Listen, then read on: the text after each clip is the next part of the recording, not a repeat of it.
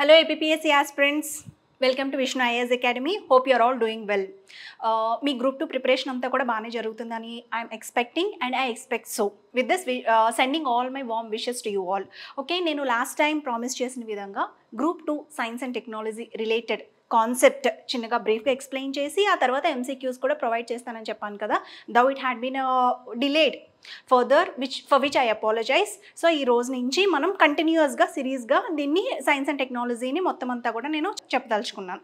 So ఈరోజు first topic వచ్చేసి మనం లేట్ చేయకుండా will get in to the group 2 syllabus science and technology and దాంట్లో ఉన్న కాన్సెప్ట్ ఒకటి ఈరోజు చెప్పి రేపు ఎంసీక్యూస్ దాని మీద చెప్తాను మీకు. ఓకే, సో మనం చూసుకున్నట్లయితే కనుక ఈరోజు గ్రూప్ 2 సైన్స్ అండ్ టెక్నాలజీ సిలబస్లో ఫస్ట్ మనకి ఇచ్చినటువంటి సబ్ టాపిక్ ఏముంది, దాంట్లో national science and technology policy, right? So national science and technology పాలసీలో దీంట్లో 2 సబ్ టాపిక్స్ ఉన్నాయి. ఏంటది?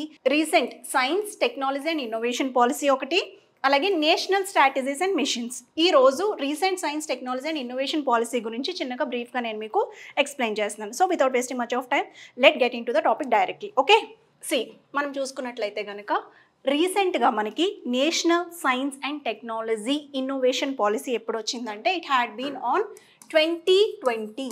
ఓకే, సో బిఫోర్ దట్ అసలు ఈ science and technology policies, innovation policies అసలు ఎందుకు చేపట్టడం జరుగుతుంది? Why do we have to get our cells advanced in this science and technology?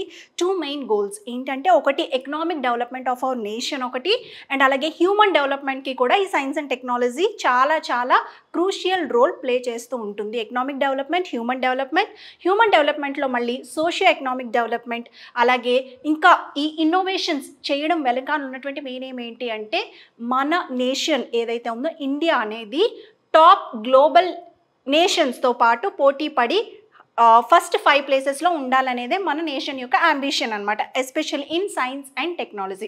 So దానికి గాను సైన్స్ అండ్ టెక్నాలజీ పాలసీస్ ఎప్పటికప్పుడు ఇన్నోవేట్ చేయడమే కాకుండా దాన్ని అప్గ్రేడ్ చేసుకుంటూ వెళ్తూ ఉంటాం అనమాట. సో అలాగ అప్గ్రేడ్ చేసుకోబడిన పాలసీస్లో రీసెంట్గా మనకి అప్గ్రేడ్ చేయబడినటువంటి పాలసీ ఏదైనా ఉందంటే దట్ ఈజ్ డ్యూరింగ్ 2020. సో ఈ 2020లోనే ఎందుకు అప్గ్రేడ్ అయింది అంటే మనకి అందరికీ తెలుసు, we all have experienced the worst pandemic of our lives, COVID-19. Isn't that so? So ఈ COVID-19 పాండమిక్ అనేది మనకి వర్స్ట్ డిజాస్టర్ని ఎలాగైతే తీసుకుని వచ్చిందో, సో అలాగే డిజాస్టర్తో పాటు మనకి ఏంటంటే మన ఒక మంచి వేని కూడా చూపిస్తుంది. ఎప్పుడైనా అంతే కదా, మన లైఫ్లో ఏదైనా బ్యాడ్ ఎక్స్పీరియన్స్ మనం ఫేస్ చేసినప్పుడు మళ్ళీ దాని నుంచి నేర్చుకుని, అనుభవంతో నేర్చుకుని మళ్ళీ మనం చాలా జాగ్రత్త పడుతూ ఉంటాం. Isn't that so? Same is the case with this అనమాట. అలాగా COVID-19 పాండమిక్లో చాలా ఇన్నోవేషన్స్ చాలా సెక్టర్స్లో, ఎకనామిక్ సెక్టర్ అవ్వచ్చు, సోషియాలజీలో అవ్వచ్చు, పాలిటీలో అవ్వచ్చు, సో అలా చాలా సెక్టర్స్లో ఎలా అయితే వేరియస్ ఇన్నోవేషన్స్ తీసుకురావడం జరిగిందో అలాగే సైన్స్ అండ్ టెక్నాలజీలో కూడా మనకి కొత్తగా ఇన్నోవేషన్ అనేది తీసుకుని వచ్చారనమాట. విచ్ ఈస్ ఈ policy innovation is nothing but national science technology and innovation policy 2020. So మనం ఇది చూసుకున్నట్లయితే clear? Okay, now I'm going to the explanation directly then. This policy has been initiated during, చెప్పాను కదా, COVID-19 టైంలో ఇండియాలో initiation అనేది తీసుకురావడం జరిగింది ఇన్ సైన్స్ అండ్ టెక్నాలజీ. దేనికోసం? To March ahead on the path of sustainable development and also to include economic development. 2 main ambitions పెట్టుకుంది. ఒకటి ఏంటంటే మనకి సస్టైనబుల్ డెవలప్మెంట్ పాత్లో ఇంకా చాలా దిట్టగా వెళ్ళడానికి, అలాగే ఎకనామిక్ డెవలప్మెంట్ ఏదైనా అంతే ఇందాక చెప్పాను కదా, అలాగే హ్యూమన్ డెవలప్మెంట్ కూడా. హ్యూమన్ డెవలప్మెంట్ ఎక్కడ కావాలి? మోస్ట్లీ ఎకనామిక్ డెవలప్మెంట్ ఉండాలి, సోషల్ వెల్ఫేర్ ఉండాలి, అంతేనా? అలాగే ఈక్వాలిటీ ఆఫ్ ఆపర్చునిటీస్ ప్రొవైడ్ చేయడం, అంటే అందరూ కూడా హ్యూమన్స్ అందరూ ఒకే ప్లాట్ఫామ్ మీద ఉండేలాగా చూసే పనే ఈ పాలసీస్ అన్నిటిది. Isn't that so? Same is the case. Social inclusion, that is nothing but social inclusion. అందరూ కూడా సమానంగా వాళ్ళకి కూడా ఆపర్చునిటీస్ ఇచ్చి అందరినీ ఆహ్వానించడం, లోపలికి రావడం అనమాట, ఇన్విటేషన్ ఇవ్వడం. ఓకే, ఇప్పుడు అలాగే ఇంకొక ఏమేంటి? Environmental sustainability for achieving Atmanirbhar Bharat. ఇంకొక గోల్ ఏంటి? Environment. These days climate change, environmental degradation, we are facing the wrath of it. Isn't that so? Climate చేంజ్లో అన్నింటిలో చూస్తున్నాం కదా. సో అందుకని ఎన్వైర్మెంట్ని కూడా కన్సిడర్లోకి తీసుకోవడం జరుగుతుంది అనమాట దీంట్లో.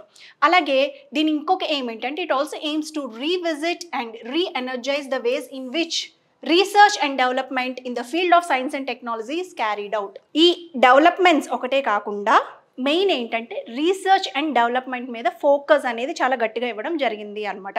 అంటే ముందు కండక్ట్ చేసిన విధంగా రీసెర్చ్ అండ్ డెవలప్మెంట్స్ కాకుండా ఈసారి మళ్ళీ కొత్త విధానంలో అంటే బ్రాడర్ అంటే గేట్స్ అనేవి చాలా బ్రాడ్ చేస్తారు. అదేంటనేది మీకు ముందు ముందు చెప్తాను, అర్థమవుతుంది అనమాట. రీసెర్చ్ అండ్ డెవలప్మెంట్లో ఆ గేట్స్ అనేవి చాలా బ్రాడర్ వ్యూలో ఓపెన్ చేసి పెడతారు.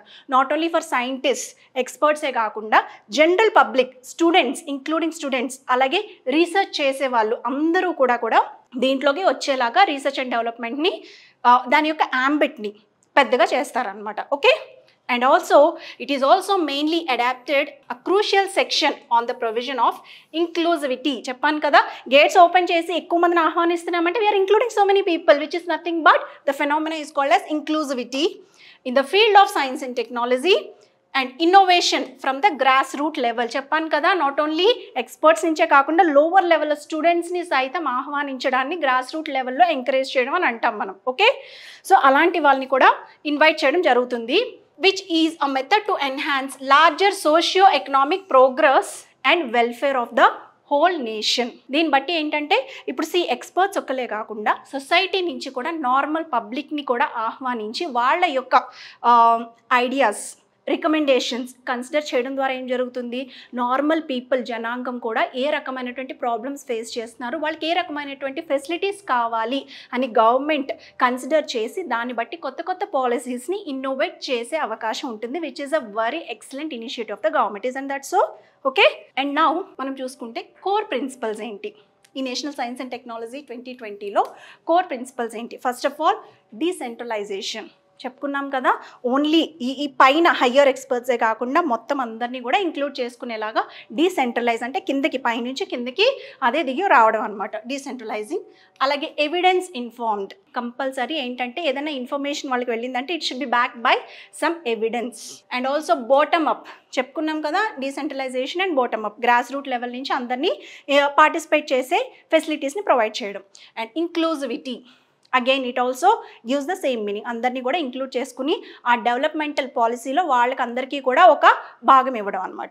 ఓకే, దీని మెయిన్ ఎయిమ్ ఏంటంటే these are the core principles 4 ఉన్నాయి. తర్వాత ఎయిమ్ మనం చూసుకున్నట్లయితే main aim is to bring in the concept of dynamic policy. ఆ పాలసీ అనేది ఒకే స్టేబుల్గా పెట్టాలి అని అనుకోవట్లేదు గవర్నమెంట్, ఎప్పటికప్పుడు అప్గ్రేడ్ చేయాలి, అడాప్ట్ అవ్వాలి, అడ్జస్ట్ చేసుకోవాలి అనే విధంగా కొత్త కొత్త చేంజెస్ అన్నిటినీ కూడా అది అడాప్ట్ చేసుకునే విధంగా ఆ పాలసీని డైనమిక్ స్టేట్లో పెట్టదలుచుకుంది. First thing. అలాగే రోబస్ట్ పాలసీ గవర్నెన్స్ మెకానిజం, ఈ యొక్క పాలసీస్ అన్నింటిని కూడా గవర్న్ చేసే మెకానిజం అంతటిని కూడా చాలా కట్టుదిట్టంగా ఏర్పాటు చేసింది అనమాట. అంటే బయట నుంచి లూప్ హోల్స్ ఏవి అంతగా అవకాశం లేని విధంగా అంత గట్టి స్ట్రిక్ట్ రూల్స్ని పెట్టదలుచుకుంది. Embedding in it the features of periodic review, policy evaluation, feedback and adaptation. వీటితో పాటు ఏంటంటే ఎప్పటికప్పుడు పీరియాడిక్గా రివ్యూ, మనకి ఏదైనా సరే చేంజెస్ కావాలంటే ఏం చేయాలి, పీరియాడిక్గా ఎప్పటికప్పుడు దాన్ని రివ్యూ చేసుకుంటూ ఉండాలి. అంతేనా, మనం ఏదైనా చదివిన తర్వాత రివిజన్ చేసుకున్నప్పుడు మనకు అర్థమైపోతుంది ఇది ఎక్కువ చదవమా తక్కువ చదవమా. ఇంకా థర్డ్ రివిజన్ చేసేటప్పుడు అసలు కరెక్ట్గా ఏ పాయింట్ చదవాలో మనకి ఈజీగా అర్థమైపోతుంది. అది ఎప్పుడు వస్తుంది మనకి, after going through the reviews. And that so same is the case over here. అలాగే పాలసీ ఇవాల్యుయేషన్, ఇప్పటివరకు చేసిన పాలసీస్ అన్నీ మళ్ళీ ఎప్పటికప్పుడు ఇవాల్యుయేట్ చేయడం ద్వారా. అలాగే ఫీడ్బ్యాక్స్, ఎక్స్పర్ట్స్ అవ్వచ్చు, సైంటిస్ట్ అవ్వచ్చు, అందరి దగ్గర నుంచి రెగ్యులర్గా ఫీడ్బ్యాక్స్ తీసుకోవడం. అలాగే కొత్త కొత్త adaptations to those feedbacks. These are all the features of dynamic policy. Main aim ఏంటి అంటే డైనమిక్ పాలసీ గుర్తుపెట్టుకోండి, అలాగే రోబస్ట్ గవర్నెన్స్ మెకానిజం, ఈ రెండే. Okay, so clear, very good. These are the aims and the core principles of NSTIP 2020, national science technology and innovation policy 2020. Okay, now మనం చూసుకున్నట్లయితే దీని యొక్క ఫ్రేమ్వర్క్ ఏంటి అసలు. Every policy will be having its own framework, right? ఈ framework main ఏంటంటే it will be consisting of 4 tracks. 4 tracks ఉంటాయి దీంట్లో, 2, 3, 4. ఈ 4 ట్రాక్స్ అన్నీ కూడా మళ్ళీ they will be controlled by a principal office. ఈ 4 ట్రాక్స్ ఏంటంటే nothing but all the participants that are allowed to take place in the framing of this new science technology and innovation policy. అసలు ఎవరెవరిని participate చేయడానికి government allow చేస్తుంది for this అనేది మనం చూసుకున్నట్లయితే కనుక ఈ డయాగ్రామ్లో చూస్తే మనకి ఈజీగా తెలుస్తుంది అనమాట. 4 ట్రాక్స్ చెప్పుకున్నాం కదా of activities which are coordinated and interconnected through centrally managed secretariat. This is the centrally managed secretariat. 4 tracks అన్నీ కూడా మళ్ళీ దేనికవి ఇండిపెండెంట్ కాదు, ఒకదానికొకటి కోఆర్డినేట్ అయి ఉంటే ఒకదాని మీద ఒకటి డిపెండ్ అయి ఉంటాయి అనమాట. సో ఆ డిపెండెన్స్ అంతా కూడా ఎవరు కంట్రోల్ చేస్తారు? సెంట్రల్ సెక్రటేరియట్ కంట్రోల్ చేస్తుంది. ఓకే, ఈ 4 ట్రాక్స్ ఏంటి అంటే ఫస్ట్ ట్రాక్ వచ్చేసరికి public and expert consultation. First చెప్పుకున్నాం కదా, ఇంక్లూజివిటీలో భాగంగా పబ్లిక్ని కూడా ఈసారి కన్సల్ట్ చేసే విధంగా ఈ పాలసీని ఫ్రేమ్ చేశారు. అలాగే ఎక్స్పర్ట్స్, కంపల్సరీ ఎక్స్పర్ట్స్ ఉండాలి, we know that very well, right. అలాగే ట్రాక్ 2 వచ్చేసరికి థీమాటిక్ గ్రూప్ కన్సల్టేషన్. అంటే ఇక్కడ థీమాటిక్ వచ్చేసరికి ఒక్కొక్క థీమ్, ఇప్పుడు సైన్స్ థీమ్ గ్రూప్ వాళ్ళని కన్సల్ట్ చేస్తారు, రీసెర్చ్ థీమ్ వాళ్ళని కన్సల్ట్ చేస్తారు, టెక్నాలజీ ఐఐటీలో చదివినటువంటి ఎక్స్పర్ట్స్ సైంటిస్ట్ వాళ్ళని కన్సల్ట్ చేయడం, అలాగే జనరల్ సివిల్ సొసైటీ గ్రూప్స్లో ఆ ఎక్స్పర్ట్స్ని కన్సల్ట్ చేయడం. అర్థమైందా? థీమ్స్ యొక్క గ్రూప్స్ని కన్సల్ట్ చేస్తూ ఉంటారు ఇక్కడ. అంటే ఇప్పుడు నెక్స్ట్ లెవెల్.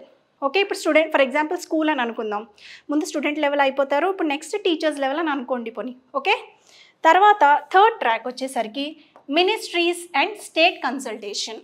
ఇప్పుడు ఫైనల్గా నెక్స్ట్ అప్పర్ లెవెల్కి వెళ్ళారు. అక్కడ వచ్చేసరికి మళ్ళీ వేరియస్ మినిస్ట్రీస్ అన్నీ ఉంటాయి కదా దీని రిలేటెడ్, ఆ మినిస్ట్రీస్ అలాగే స్టేట్స్ని కన్సల్ట్ చేస్తారు. And finally apex level multi stake holder consultation. ఇంకా మొత్తం ఎపెక్స్ లెవెల్ అంటే ఇక్కడ నేషనల్ అండ్ ఇంటర్నేషనల్ స్టేక్ హోల్డర్స్ని కూడా కన్సల్ట్ చేస్తారు. ఫైనల్గా గ్లోబల్ లెవెల్లో నేషనల్ లెవెల్ అయిపోయింది, గ్లోబల్ లెవెల్ ఎక్స్పర్ట్స్ని అందరినీ కూడా కన్సల్ట్ చేసి అప్పుడు వాళ్ళందరి రికమెండేషన్స్ని తీసుకుని ఏవేవైతే ది బెస్ట్ సూటబుల్ అవుతాయి మన ఇండియాకి అవన్నీ కూడా ఈ పాలసీలో ఇంక్లూడ్ చేయడం జరుగుతుంది. Just like our constitution, framing of our constitution frame చేసేటప్పుడు కూడా అంతే కదా, we have taken the concepts from various other countries and have embedded the best suited articles into our constitution based upon the features, based upon the diversity, group, culture of our nation. అలాగే ఇది కూడా అంతే అనమాట. Hope you understood. చిన్న example. Okay, ఇప్పుడు మనం దీంట్లో 4 tracks గురించి కొంచెం బ్రీఫ్గా తెలియదు, ఎందుకంటే ఎక్కడి నుంచి అడుగుతాడో క్వశ్చన్ తెలియదు కాబట్టి నేను ఇంత కొంచెం ఎలాబరేట్గా చెప్తున్నాను. ట్రాక్ 1, ఈ ట్రాక్ 1లో ఎవరెవరు ఉంటారు? జనరల్ పబ్లిక్ ఉంటారు, అలాగే ఎక్స్పర్ట్స్ ఉంటారు అనమాట. వీళ్ళు ఇద్దరి దగ్గర నుంచి తీసుకున్న రికమెండేషన్స్ అన్నీ కూడా ఈ ట్రాక్ 1లో స్టోర్ చేసి పెడతారు అంటే which acts as a store house of all this information. ఆ స్టోర్ చేసుకున్న ఇన్ఫర్మేషన్ని మళ్ళీ పాలసీస్ ఫ్రేమ్ చేసేటప్పుడు గైడింగ్ ప్రిన్సిపల్స్గా వాటిని తీసుకుంటారనమాట. Okay, this is the main role of the track 1. And track 2లో చూస్తే ఎవరు ఇన్వాల్వ్ అయ్యి ఉన్నారు దాంట్లో మనకి? థీమాటిక్ బేస్డ్ గ్రూప్ ఎక్స్పర్ట్స్ కదా. దాంట్లో మనం చూసుకున్నట్లయితే వాళ్ళని అందరినీ ఆ థీమాటిక్ గ్రూప్ పీపుల్ ఎవరైతే ఎక్స్పర్ట్స్ ఎవరైతే ఉన్నారో వాళ్ళందరినీ కూడా కన్సల్ట్ చేసి ఇన్ ద రిలవెంట్ ఫీల్డ్స్, వాళ్ళ ఫీల్డ్స్ ఇందాక చెప్పాను కదా, రకరకాల ఫీల్డ్స్ నుంచి వాళ్ళందరినీ కూడా కన్సల్ట్ చేసి వాళ్ళు ఇచ్చే ఇప్పుడు వీళ్ళు ఎందుకంటే ఎక్స్పర్ట్స్ కాబట్టి the recommendations which they give are suppose to be evidence based. అలాంటి ఎవిడెన్స్ బేస్డ్ రికమెండేషన్స్ని వీళ్ళ దగ్గర నుంచి కనుక్కుంటారనమాట, evidence backed recommendations. And for దీనికి గాను వాళ్ళు 21 థీమాటిక్ గ్రూప్స్ని ఎంచుకుంది గవర్నమెంట్. అండ్ ఆల్సో ఎంతమంది ఉంటారంటే మోర్ దాన్ 150 ఎక్స్పర్ట్స్ని సెలెక్ట్ చేస్తారనమాట. 21 థీమాటిక్ గ్రూప్స్ నుంచి మోర్ దాన్ 150 ఎక్స్పర్ట్స్. ఎవరెవరు ఎక్కడెక్కడి నుంచి? చిన్న ఎగ్జాంపుల్స్, గవర్నమెంట్ సెక్టర్స్ నుంచి వేరియస్, అలాగే అకాడమిక్స్ నుంచి బాగా ఇన్నోవేటివ్ అకాడమిక్స్ ఉంటాయి వాటి నుంచి, ఇండస్ట్రీ సెక్టర్ నుంచి, సివిల్ సొసైటీ ఆర్గనైజేషన్స్ నుంచి, ఈ థీమ్స్ నుంచి ఎక్స్పర్ట్స్ అందరినీ తీసుకుని వచ్చి మళ్ళీ again they will take the recommendations of them. Okay, and now track 3లోకి వచ్చేసరికి it is a connecting track. Third track connecting track which connects, ఎవరిని కనెక్ట్ చేస్తూ ఉంటుంది? Ministries, departments and states to this policy through a designated nodal officer.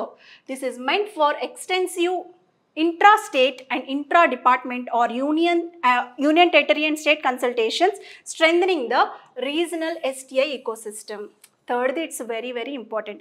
ఆ experts అందరినీ consult చేసిన తర్వాత ఇప్పుడు ఫైనల్గా 4th స్టేజ్లో వచ్చేసరికి వేరియస్ మినిస్ట్రీస్, డిపార్ట్మెంట్స్ ఏవైతే ఉన్నాయో, పొలిటికల్ డిపార్ట్మెంట్స్ అవ్వచ్చు, science and technology related departments అవ్వచ్చు, ఎకనామిక్ డిపార్ట్మెంట్స్ అవ్వచ్చు ఫర్ ఎగ్జాంపుల్, ఆ డిపార్ట్మెంట్స్ అన్నిటిని, అలాగే స్టేట్స్ మధ్య coordination, states and union territories మధ్య కోఆర్డినేషన్ అండ్ కన్సల్టేషన్ జరగడం ద్వారా, ఎందుకంటే ప్రతి స్టేట్కి ప్రతి రీజియన్కి వాళ్ళ రిలేటెడ్ డెవలప్మెంట్స్ అనేవి వాళ్ళకి మాత్రమే కన్సర్న్గా ఉండేలా ఉంటాయి.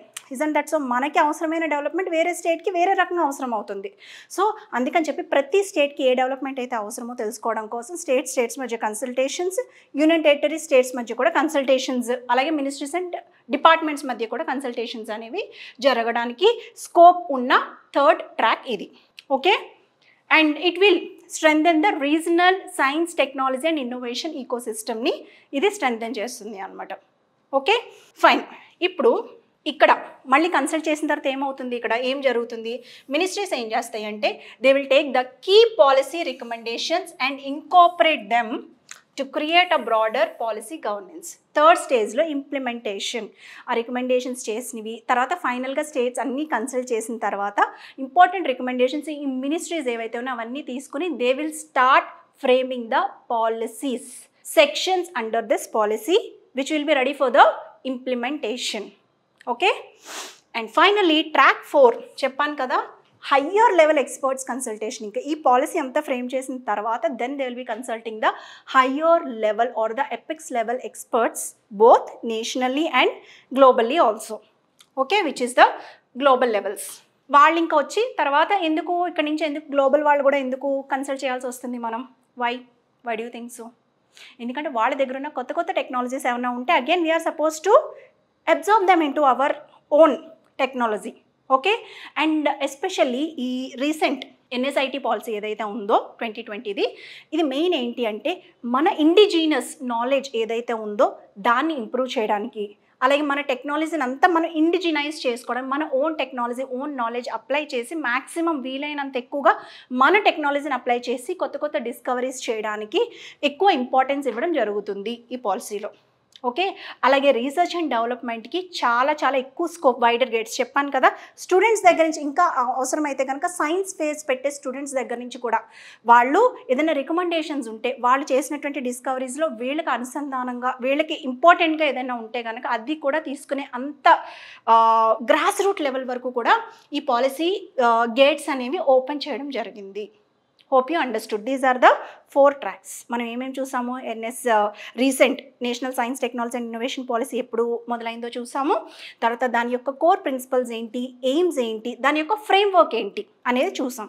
ఓకేనా, ఇవాల్యుయేట్ చేసి తర్వాత ఇప్పుడు ఫైనల్గా మనం చూసుకున్నట్లయితే ట్రాక్ 4 కన్సల్టేషన్స్ ఉంటాయి కదా, దాంట్లో ఎవరెవరిని వాళ్ళు కన్సిడర్ చేస్తారంటే మన government young scientist and technologist, highest level experts వీళ్ళంతా కూడా.